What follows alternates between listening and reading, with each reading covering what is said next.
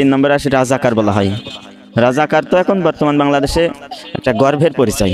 তাদেরকে যারা বলে তারাই জঙ্গি সন্ত্রাসী। বাংলাদেশের বর্তমান প্রেক্ষাপট অনুযায়ী প্রমাণিত সত্য এটা। আজ পর্যন্ত প্রমাণিত সত্য, ইসলামী ছাত্র শিবিরের কেউ কারো শির বা রক কেটেছে, এটার কোনো প্রমাণ নেই। ভিত্তিহীন দোষারোপ আমাদের ব্যাপারে করা হয়। আমি মোহাম্মদ জাফর ইকবাল, সংগ্রামী কুশনা ইউনিয়ন শাখার 3 নম্বর ওয়ার্ড এবং 2 নম্বর ওয়ার্ড নিয়ে একটি উপশাখা ইসলামী ছাত্র শিবিরের, সেই উপশাখার সভাপতি। ইসলামী ছাত্র শিবির সম্পর্কে কিছু কথা, যেগুলো আমাদের সমাজে মিথ্যা অপপ্রচার চালানো হয়, মিথ্যা প্রোপাগান্ডা, অনেক রকম বিষয়ে বলা হয়, যেগুলো সবই ভিত্তিহীন মিথ্যা। যেরকম ইসলামী ছাত্র শিবিরের ব্যাপারে বলা হয় যে এরা রক কাটা, এরা জঙ্গি, এরা সন্ত্রাসী, এরা রাজাকার।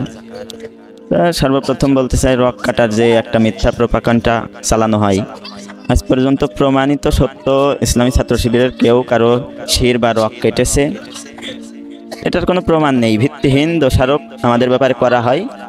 মানুষ মিডিয়ার কারণে এটা হয়। মিডিয়া মনে করেন তিলকে তাল বানায়ে প্রচার করে। সাধারণ মানুষ যারা, তারা তো সত্য মিথ্যা যাচাই করার সুযোগ তাদের খুবই কম থাকে, সেটা মিডিয়ার কথা বিশ্বাস করে নাই। 2 নম্বর, যে ইসলামী ছাত্র শিবির জঙ্গি সন্ত্রাসী কোথায় করেছে? জঙ্গি সন্ত্রাসী তো আমাদেরকে যারা বলে তারাই জঙ্গি সন্ত্রাসী। বাংলাদেশের বর্তমান প্রেক্ষাপট অনুযায়ী প্রমাণিত সত্য এটা। ইসলামী ছাত্র শিবির মসজিদে কোরআন ক্লাস করছে, কোরআনের তালিম করছে, সেখানে দিয়ে হামলা করে আমাদের ভাইদের আহত করা হয়েছে। আমাদের ভাইয়েরা সেখানকার সভাপতির কাছে 10 মিনিট সময় চেয়েছে যে 10 মিনিটে আমরা হামলাকারীদের মোকাবেলা করব। কিন্তু ইসলামী ছাত্র শিবিরের সভাপতি ভাই বলছেন যে এটা মসজিদের আদবের খাতিরে আমি সময় তোমাদেরকে দিতে পারবো না। যার কারণে ইসলামী ছাত্র শিবিরের সভাপতি থেকে অনুমতি পায় নাই, এই জন্য ইসলামী ছাত্র শিবিরের ভাইরা কোনো পদক্ষেপ নিতে পারে নাই। যার কারণেই এত মায়ের খেয়েছে। নাহলে ইসলামী ছাত্র শিবির এত আহত হবে এটা কল্পনাধীন। এবার 3 নম্বরে আসে রাজাকার বলা হয়। রাজাকার তো এখন বর্তমান বাংলাদেশে একটা গর্বের পরিচয়। মানুষ এখন রাজাকার পরিচয় দিতে স্বাচ্ছন্দ্য বোধ করে। রাজাকার আমরা যা বুঝি, তৎকালীন সময়ে 1971 সালে মহান মুক্তিযুদ্ধের সময় এদেশের কিছু মানুষ এদেশের বিরুদ্ধে পাকিস্তানি যে হানাদার বাহিনী, তাদের গুপ্তচর সহচর ছিল, তাদেরকে বলা হয় রাজাকার। ইসলামী ছাত্র শিবিরকে রাজাকার কেন বলা হবে? 1977 সালে 6 ফেব্রুয়ারি এর জন্ম, যেখানে মুক্তিযুদ্ধ হয়েছে 1971 সালে। সাল নিয়ে তো আমাদের কোনো বিতর্ক নাই। মুক্তিযুদ্ধে কে ছিল না এটা নিয়ে বিতর্ক থাকতে পারে, কিন্তু মুক্তিযুদ্ধের সাল নিয়ে তো কোনো বিতর্ক নাই।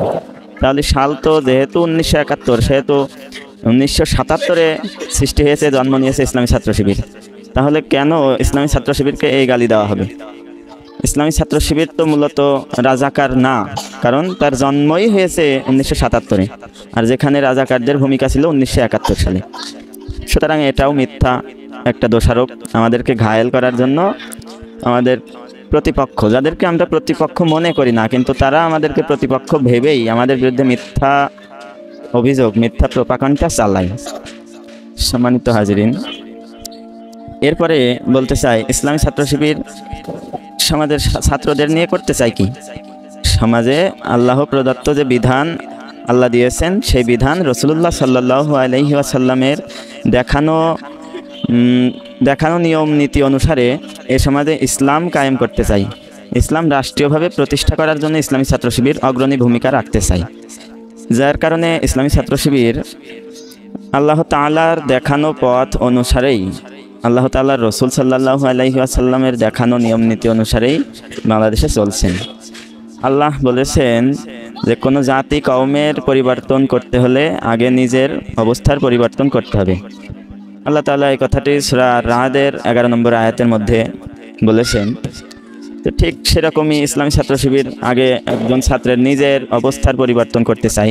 ইসলামী ছাত্র শিবিরের সমর্থক হওয়ার পরে তার কিছু পড়াশোনা দেওয়া হয়, যে পড়াশোনা করার পরে তাকে থানা মেহমান আসেন, থানা মেহমানের সান্নিধ্যে যে একটা পরীক্ষা দেওয়া হয়, যেটা ছাত্র শিবিরের ভাষায় কন্ট্যাক্ট বলা হয়। এই পরীক্ষার মাধ্যমে তার মান উন্নয়ন করে সে কর্মী হয়। কর্মী হওয়ার পরেই তার হাতে তুলে দেওয়া হয় একটি রিপোর্ট বই। তার দৈনন্দিন জীবনের কার্যকলাপগুলো লিখে রাখার জন্য একটি রিপোর্ট বই।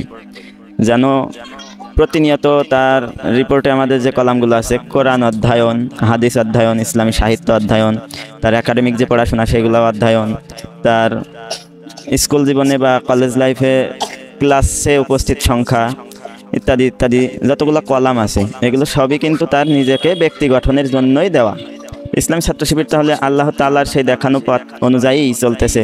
আল্লাহ যেমন বলছেন যে নিজের অবস্থার পরিবর্তন না হওয়া পর্যন্ত, না করা পর্যন্ত আল্লাহ এই জাতির কওমের রাষ্ট্রের পরিবর্তন করবেন না। আল্লাহ তাআলা সেই কথা অনুযায়ী ইসলামী ছাত্র শিবির একজন ছাত্রের মুখে, ছাত্রের হাতে একটা রিপোর্ট বই তুলে দেয়। রিপোর্ট বইতে সে রিপোর্ট রাখে। প্রতিনিয়ত কোরআন হাদিস একটা আয়াত হলেও, একটা হাদিস হলেও অধ্যয়ন করে, বুঝে শুনেই অধ্যয়ন করে। প্রতিদিন 2 পৃষ্ঠা 5 পৃষ্ঠা করে ইসলামী সাহিত্য সে পড়াশোনা করে, সাহিত্য জানার জন্যই। এই যে জ্ঞান অর্জনগুলো, সে জামাতে নামাজ 5 ওয়াক্ত পড়ে কিনা এটাও লিখে রাখা লাগে রিপোর্টে।